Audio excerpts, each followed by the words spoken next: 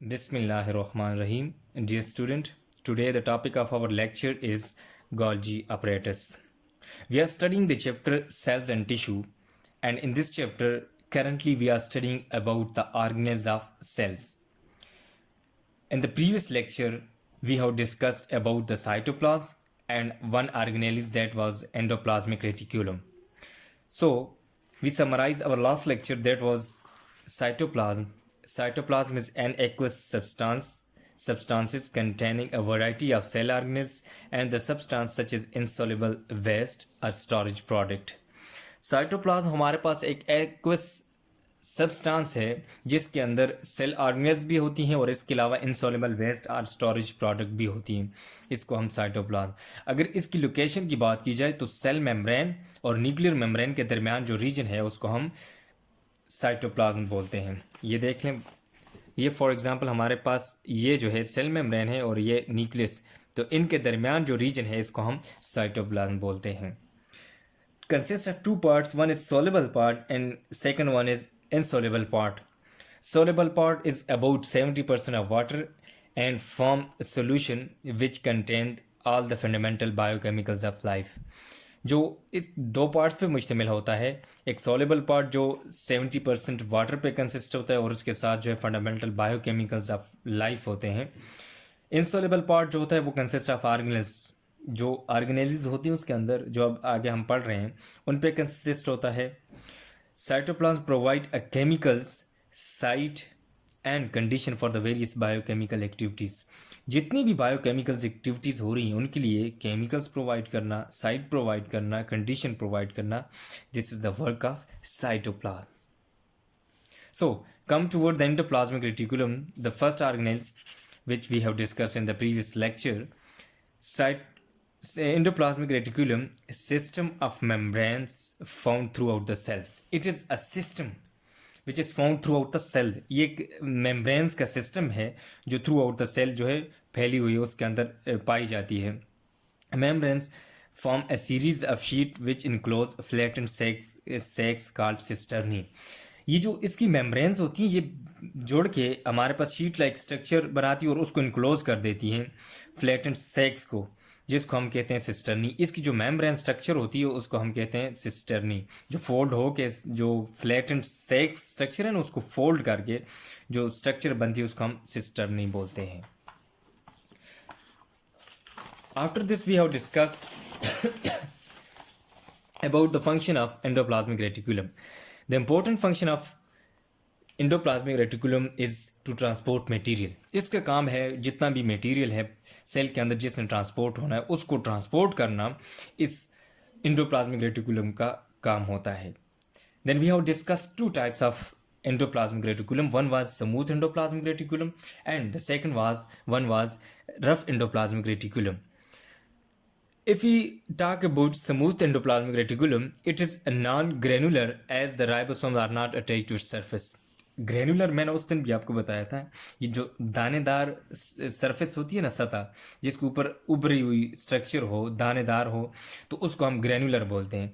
तो ये जो है हमारे पास नॉन ग्रेनुलर है। जब नॉन ग्रेनुलर होगी तो ये इसकी सरफेस क्या होगी, स्मूथ सरफेस होगी और इस वजह से इसको हम कहते हैं स्मूथ एंडोप्लाज्मिक रेटिक्यूलम। इसके ऊपर राइबोसोम्स मौजूद नहीं होते। It play role in lipid formation and transportation of material. इसका काम है लिपिड फॉर्मेशन करना और इसके अलावा जितने भी मटेरियल हैं उनकी ट्रांसपोर्टेशन करना। Now rough endoplasmic reticulum, the name rough is given due to the rough surface. इसकी जो रफ सरफेस होती है उसकी वजह से हम इसको रफ एंडोप्लाज्मिक रेटिकुलम बोलते हैं। और वो जो रफ सरफेस है वो राइबोसोम्स की प्रेजेंस की वजह से होती है। इसकी स्ट्रक्चर ग्रेनुलर होती है जो सरफेस, वो जो ग्रेनुलर है वो राइबोसोम्स की वजह से है, because ribosomes are attach to its surface. Ribosomes उसकी सरफेस पे अटैच होते हैं और उसकी जो सरफेस जो है स्मूथ है उसको ये क्या कर देते हैं, ग्रेनुलर बना देते हैं, दानेदार बना देते हैं। Involved in protein synthesis, transport material from nucleus to the cytoplasm and vice versa. कहता है कि ये जो रफ एंडोप्लाज्मिक रेटिकुलम है मोस्टली इसका फंक्शन है प्रोटीन सिंथेसिस करना, प्रोटीन को बनाना। इसके अलावा ये मटेरियल को ट्रांसपोर्ट करता है न्यूक्लियस से साइटोप्लाज्म को और फिर साइटोप्लाज्म से न्यूक्लियस को। ये वाइस वर्सा का मतलब होता है कि जो काम देखें न्यूक्लियस से साइटोप्लाज्म को, और फिर हम ये भी आगे कह सकते हैं ना फ्रॉम साइटोप्लाज्म टू न्यूक्लियस, तो इसको रिपीट करने के बजाय हम ये लिख सकते हैं कि वाइस वर्सा। इसका मतलब ये न्यूक्लियस से साइटोप्लाज्म और फिर साइटोप्लाज्म से न्यूक्लियस, इसको हम कहते हैं वाइस वर्सा। ये होता है इसके फंक्शंस हैं, transportation of material from nucleus to cytoplasm and vice versa. This was all about the last lecture. Now come towards the today lecture, that is Golgi apparatus. Golgi apparatus it is a set of flattened sacks stacked together named after Camillo Golgi. ये जो हमारे पास एक flattened सैक्स होती हैं जो एक जगह पे इकट्ठी हुई होती है, स्टैक हुई होती हैं एक जगह पे, उसको हम बोलते हैं गोल्जी अपरेटस। नीचे ये मैंने डायग्राम बनाई है, देखें ये हमारे पास एक ये जो है ना फ्लैटेंड सैक्स है हमारे पास ये, और ये जुड़ी हुई हैं यहाँ से, एक नहीं है, देखें काफ़ी है, 1 2 3 4 इस तरह ये काफ़ी होती है हमारे पास, और दो सारी क्या हुई होती हैं, स्टैक्ड हुई होती हैं, जुड़ी हुई होती हैं यहाँ से, ये देखें ये इस तरह, तो ये सारी स्टेक होती हैं। It is a set of flattened, देखें फ्लैट है ना हमारे पास, ये फ्लैटेंड सैक्स स्टेक टुगेदर, ये सारे हमारे पास क्या हैं, स्टेक्ड हुई हैं एक जगह पे। It is named after Camillo Golgi. इसको जिस साइंटिस्ट ने डिस्कवर किया था उसका नाम था कमीलो गोल्जी। जिसने इसको डिस्कवर किया था उसका नाम कमीलो गोल्जी था, उसकी वजह से इसको हमने गोल्जी अपरेटस या गोल्जी बॉडीज़ भी कहते हैं, गोल्जी बॉडीज़ का नाम दिया गया। Now come towards the function. If we talk about the function of Golgi apparatus, its function is to store secretion. इसका काम क्या है कि जितनी भी सिक्रीशन हो रही है हमारी बॉडी के अंदर, देखें सिक्रीशन क्या है, हार्मोन्स है हमारे पास मोस्टली। इट स्टोर सिक्रीशन को स्टोर करना, कन्वर्ट देम, दूसरा फंक्शन क्या है, पहला तो इसने स्टोर कर दिया, दूसरा convert them into finish product, जो फिनिश प्रोडक्ट है उसके अंदर कन्वर्ट कर देना, and pack them into small rounded sacs called Golgi vesicles.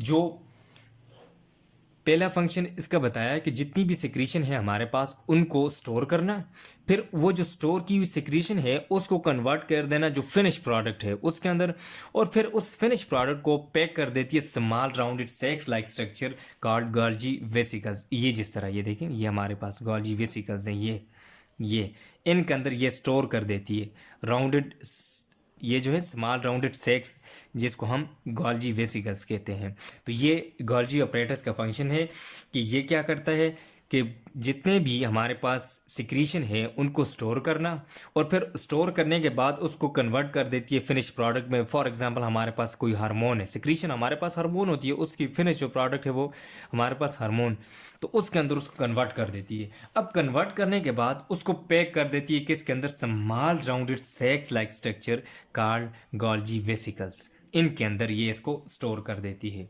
और इनको हम कहते हैं गोल्जी वेसिकल्स। ये देखें यहाँ पे भी मौजूद हैं, यहाँ पे भी मौजूद हैं, ये sacs are kept in cell are transported to exterior in the form of secretion. अब ये जो सैक्स हैं, वेसिकल सैक्स ये वाले, ये क्या करता है कि सेल के अंदर होते हैं या इनको ट्रांसपोर्ट किया जाता है एक्सटीरियर साइड पे in the form of secretion, और सिक्रीशन की फॉर्म में। देखें, sacs are kept in cell are transported to exterior in the form of secretions. कहता है कि या तो वो सैक्स सेल के अंदर ही केप्ट होते हैं, मौजूद होते हैं, या अगर वो ट्रांसफ़र हो जाते हैं किसी एक्सटीरियर सेल से बाहर जाते हैं जहाँ रिक्वायरमेंट होती है उस चीज़ की, जो हमारे पास प्रोडक्ट फिनिश प्रोडक्ट बनी है उसकी, तो वो फिर बाहर जब निकलेगी तो इन द फॉर्म ऑफ सिक्रीशन, तो वो सिक्रीशन की फॉर्म में बाहर जाएगी। ये इसका फंक्शन है। Plants have large number of stacks in there Golgi apparatus. जो प्लांट्स और एनिमल के गोल्जी बॉडीज़ के अंदर या गोल्जी अपरेटस के अंदर जो डिफरेंस है वो ये है कि इनके अंदर लार्ज नंबर ऑफ स्टेक्स होते हैं। ये जो है स्टेक्स देखें जुड़े हुए, इनके प्लांट्स के अंदर ज़्यादा होते हैं जबकि एनिमल सेल के अंदर ये कम होते हैं। ये अगेन मैं आपको थोड़ा सा रिपीट कर देता हूँ कि जो गोल्जी बॉडी है हमारे पास फ्लैटेंड सैक्स होती हैं जो स्टेक टुगेदर एक जगह पे स्टेक्ड हुई होती हैं, जुड़ी हुई होती हैं। ये देखें, ये भी एक हमारे पास फ्लैटेंड स्टेक है, फ्लैटेंड सैक है, ये भी। और देखें यहाँ से सेंटर से ये आपस में जुड़ी हुई हैं, ये इनको स्टेक टुगेदर। इसका जो नाम गॉल्जी है, इसको डिस्कवर करने वाले साइंटिस्ट का नाम कमीलो गॉल्जी था, उस वजह से इसको हम गॉल्जी अपरेटस या गॉल्जी बॉडीज बोलते हैं। फिर अगर इसके फंक्शन की बात की जाए तो इसका मेन फंक्शन है जितनी भी सिक्रीशन बॉडी के अंदर हो रही हैं, सेल के अंदर हो रही हैं, तो उनको स्टोर करना, फिर उस स्टोर करने के बाद उसको फिनिश प्रोडक्ट के अंदर कन्वर्ट कर देना। जब वो उस फिनिश प्रोडक्ट के अंदर कन्वर्ट हो गई, कन्वर्ट होने के बाद ये इनको स्मॉल जो पैक बने होते हैं उनके अंदर जो है वे इसको स्टोर कर देती है। ये स्मॉल राउंडेड सेक्स होती है इनके अंदर स्टोर कर देती है, जिसको हम गॉल्जी वेसिकल्स बोलते हैं इनके अंदर। फिर ये जो गॉल्जी वेसिकल्स हैं, या ये तो सेल के अंदर ही अगर रिक्वायर हैं तो उधर ही ये होंगे, अगर उधर रिक्वायर्ड नहीं है तो ये ट्रांसपोर्ट कर देंगे एक्सटीरियर साइड को जो दूसरे बॉडी के सेल्स हैं उनको, और उनकी जो है वहाँ पे जो ट्रांसपोर्ट होगी वो इन द फॉर्म ऑफ सिक्रीशन होगी, क्योंकि ये तो वेसिकल्स तो नहीं जा सकते ना। तो ये क्या करेंगे, उनको सिक्रीशन की फॉर्म में वहाँ से ये जो एंड प्रोडक्ट हमारे पास बनी है उसको सिक्रीशन की फॉर्म में यहाँ से आगे दूसरी बॉडी पार्ट्स में या दूसरी जगह पे जो जहाँ पे रिक्वायर होंगी वहाँ पे ये इसको सिक्रीट कर देंगी। फिर plants have Golgi bodies large number of stacks in there Golgi apparatus. उसके बाद हमने बात की कि जो प्लांट्स का गॉल्जी बॉडी है उसके अंदर लार्ज नंबर ऑफ स्टेक्स हैं। ये स्टेक्स इसको बोलते हैं ना, ये जुड़ना, जहाँ से ये जुड़े हुए, तो प्लांट्स के अंदर ये ज़्यादा होते हैं as compared to the animals. Now come towards the mitochondria. It is the another organelles of cell. ये एक दूसरी जो है हमारे पास सेल की ऑर्गेनेली है जो बड़ी इम्पोर्टेंट है, चाहे वो एनिमल हो या प्लांट हो, बड़ी इम्पोर्टेंट ऑर्गेनेली है ये। और इसका करेक्टर देखते हैं, फाउंड इन यूकैरियोटिक सेल। ये मोस्टली बल्कि ज़्यादातर होती है हमारे पास यूकैरियोटिक सेल के अंदर है। अब यूकैरियोट और प्रोकैरियोट सेल मैंने आपको पहले बताया था कि कौन सा होता है। यूकैरियोट वो सेल होता है जिसके अंदर जो सेल जो न्यूक्लियस होता है उसके इर्द गिर्द न्यूक्लियर मेम्ब्रेन होती है, और nuclear membrane membrane bounded organelles भी मौजूद होती हैं, तो उसको हम यूकैरियोटिक सेल बोलते हैं। जबकि प्रोकैरियोट सेल के अंदर इस तरह की जो मेम्ब्रेन बाउंडेड ऑर्गेनेलीज और न्यूक्लियर मेम्ब्रेन मौजूद नहीं होती। तो ये जो माइटोकॉन्ड्रिया है found in only in eukaryotic cell के यूकैरियोटिक सेल के अंदर मौजूद होती है। फिर एब्सेंट इन प्रोकैरियोटिक सेल, और दूसरा इसके बाद प्रोकैरियोटिक सेल होते हैं उनके अंदर ये एब्सेंट होती है। अब एक बड़ा इंपॉर्टेंट क्वेश्चन, क्योंकि आप जब आगे हायर क्लासेस में जाएंगे तो वहाँ आप पढ़ेंगे रिस्पायरेशन की जो साइट होती है, वो जो प्रोसेस होते हैं वो 3 स्टेप पे होते हैं, glycolysis, Krebs cycle, electron transport chain. तो जो ग्लाइकोलिसिस का प्रोसेस होता है वो हमारे पास साइटोप्लाज्म के अंदर होता है, जबकि क्रेब्स साइकिल और इलेक्ट्रॉन ट्रांसपोर्ट चेन का जो प्रोसेस है वो माइटोकॉन्ड्रिया के अंदर होता है। तो जो रिस्पायरेशन है ये मोस्टली एक एनर्जी गेनिंग प्रोसेस होता है, इससे हमें एनर्जी मिलती है। तो क्वेश्चन ये राइज होता है कि जो प्रोकैरियोटिक सेल हैं उनके अंदर ये एब्सेंट है, तो फिर इनको एनर्जी कैसे मिलती है? वो भी जिंदा हैं, वो भी अपनी लिविंग एक्टिविटी कर रहे हैं, तो उन्हें क्या चीज़ एनर्जी चाहिए होती है, तो फिर ये अपनी रिस्पायरेशन कैसे करते हैं, ये एनर्जी कैसे प्रोड्यूस करते हैं? तो इसके लिए it is thought that energy required is produce in cytoplasm by an aerobic respiration. ये आप आगे ये भी पढ़ेंगे कि हमारे पास जो रिस्पायरेशन होती है इसकी 2 टाइप्स होती हैं, एक एरोबिक और दूसरी an aerobic respiration. Anaerobic respiration and aerobic respiration. जो यूकैरियोटिक ऑर्गेनिज्म होते हैं उनके अंदर एरोबिक रिस्पायरेशन होती है, जबकि जो प्रोकैरियोटिक हैं इनके अंदर एनएरोबिक रिस्पायरेशन होती है। क्यों? वहाँ पे माइटोकॉन्ड्रिया नहीं होता, तो इन्हें एनर्जी चाहिए होती है, तो वो जस्ट ग्लाइकोलिसिस का प्रोसेस जो होता है साइटोप्लाज्म के अंदर, उसी से अपनी एनर्जी पूरी कर देते हैं। क्योंकि उनकी बॉडी इतनी कॉम्प्लिकेटेड नहीं है, उनको इतनी एनर्जी की नीड नहीं है, तो वो ग्लाइकोलिसिस के प्रोसेस से ही अपनी एनर्जी पूरी कर सकते हैं। तो वो साइटोप्लाज्म के अंदर होता है। तो इस वजह से माइटोकॉन्ड्रिया नहीं है वहाँ पे, और इनको इतनी डिमांड भी नहीं है एनर्जी की। तो ये एनएरोबिक रिस्पायरेशन जितने भी प्रोकैरियोटिक सेल हैं उनके अंदर, जबकि यूकैरियोट के अंदर एरोबिक रिस्पायरेशन होती है जो in the presence of oxygen होती है। ये in the absence of oxygen होती है, और ये in the presence of oxygen होती है। फिर अगर इसकी स्ट्रक्चर की बात करें, स्ट्रक्चर जो माइटोकॉन्ड्रिया है इसकी अगर हम स्ट्रक्चर की बात करें, कंसिस्ट ऑफ डबल मेम्ब्रेन। ये डबल मेम्ब्रेन पे मुश्तमिल होती है। देखें, एक मेम्ब्रेन ये हमारे पास इस तरह ये फोल्डेड हुई होती है इनसाइड। ये देखें, एक मेम्ब्रेन ये है, एक ये मेम्ब्रेन हमारे पास। ये जो इनसाइड है इसको हम बोलते हैं इनर मेम्ब्रेन, और ये आउटसाइड पे जो है ये इसको हम बोलते हैं आउटर मेम्ब्रेन। ये आउटर मेम्ब्रेन और ये इनर मेम्ब्रेन आ गई। Double membrane, outer membrane is smooth. ये जो होती है ना हमारे पास आउटर मेम्ब्रेन, ये वाली, ये स्मूथ होती है। इसके ऊपर कोई ग्रैनुलर्स या कोई ऐसी स्ट्रक्चर नहीं होती जो इसमें रफ लाइक स्ट्रक्चर प्रोड्यूस करे, बल्कि ये क्या है, स्मूथ हमारे पास मेम्ब्रेन होती है। While the inner membrane is folded inward giving rise to extensions called cristae. अब इनर मेम्ब्रेन जो होती है ये इन्वेजिलेट हुई होती है अंदर की तरफ, फोल्ड हुई होती है अंदर की तरफ। ये देखें, इनवर्ड फोल्ड हुई हुई है, ये इस तरह फोल्ड हो के यह क्या करती है, एक नई वो जो है structure giving a rise to extension called cristae. देखें, एक नई जो है स्ट्रक्चर प्रोड्यूस कर रही है इस तरह। ये तो फ्लैट थी, स्मूथ, जबकि ये जो है हमारे पास इस तरह फोल्डेड हुई होती है इनसाइड, और इनसाइड होने के बाद ये हमारे पास स्ट्रक्चर अराइज करती है जिसको हम बोलते हैं क्रिस्टी। आपसे कोई पूछे कि सिस्टर्नी और क्रेस्टी में क्या फ़र्क है और कौन से ऑर्गेनेलीज का ये हिस्सा है, तो आपने ये बताना है। क्योंकि हमने गोल्जी बॉडी ये भी पढ़ा है, उसके अंदर जो मेम्ब्रेन फोल्डेड हुई होती है उसको हम बोलते हैं सिस्टर्नी, और जो माइटोकॉन्ड्रिया के अंदर होती है उसको हम क्रिस्टी बोलते हैं। ठीक, ये इनके दरमियान आप डिफरेंस कर सकते हैं। अच्छा, ये क्रिस्टी है। फिर इसके बाद देखते हैं, cristae increase the surface area on which respiratory process take place.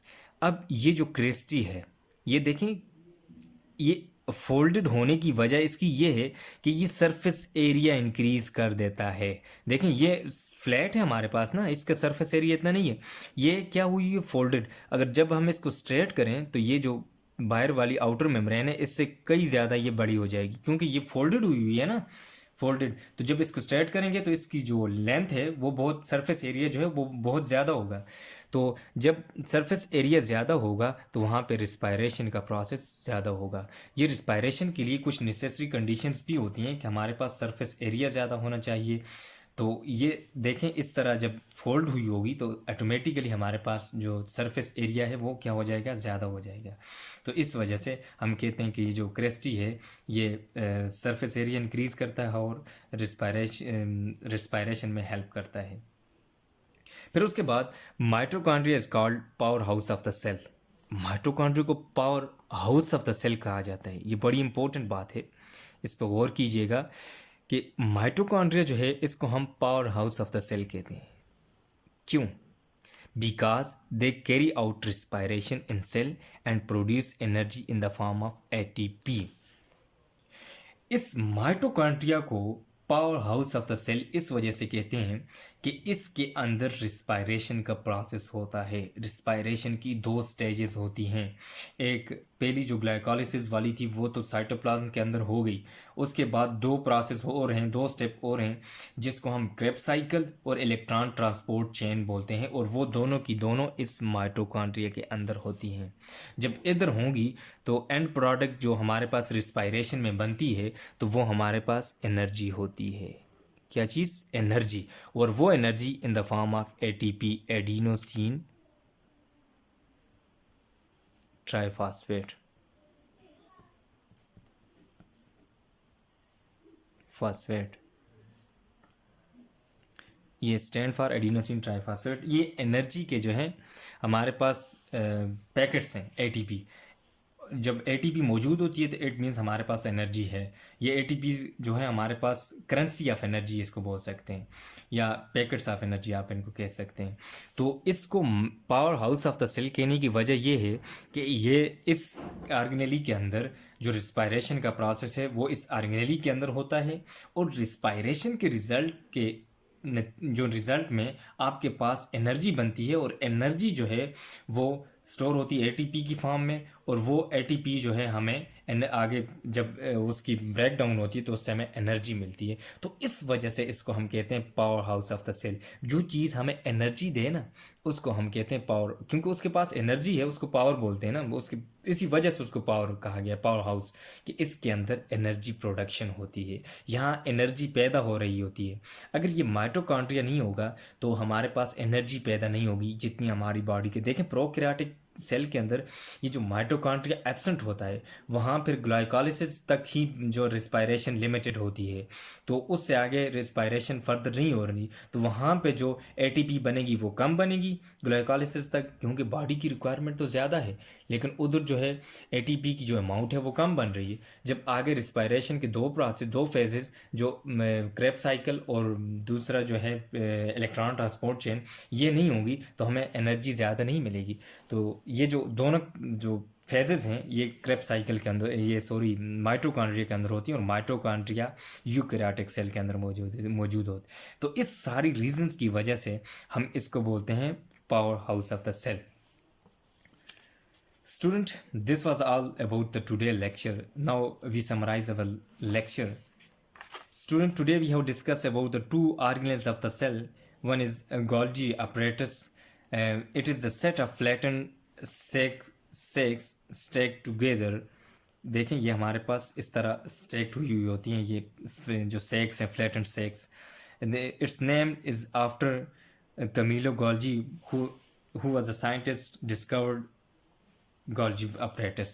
Its function is to store the secretion and convert it into the finished product and pack them into small rounded sacs called vesicles. Golgi vesicles. Sacs are kept in the cell or transported to exterior in the form of secretion. Transport vesicles. ये जो या तो वो उस तरह kept हुई होती है, अगर वो ट्रांसपोर्ट होगी तो एक्सटीरियर की तरफ, तो वो सेक्रीशन की फॉर्म में आगे ट्रांसपोर्ट होगी। While if we talk about the plants Golgi body, plants have large number of stacks in their Golgi apparatus. इनके अंदर Golgi apparatus जो है वो ज़्यादा नंबर में होती है, जबकि एनिमल के अंदर कम होती है। And we have discussed about the mitochondria. It is the important organelles of the eukaryotic cell, only found in eukaryotic cell and absent in prokaryotic cell.